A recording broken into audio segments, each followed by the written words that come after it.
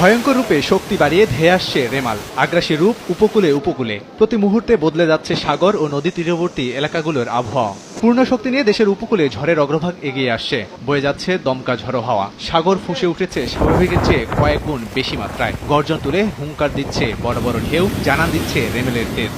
ওমানের নাম দেয়া চলতি বছরের প্রাক বর্ষা মৌসুমের রেমেলের রক্তচক্ষু সর্বনাশা তাণ্ডব ব্যাপক ক্ষয়ক্ষতির কারণ হতে পারে বলে জানাচ্ছে আবহাওয়া দপ্তর। সময়ের সঙ্গে সঙ্গে কেন্দ্রবিন্দু আরও বেগতিক, আরও আগ্রাসী হয়ে ছুটছে।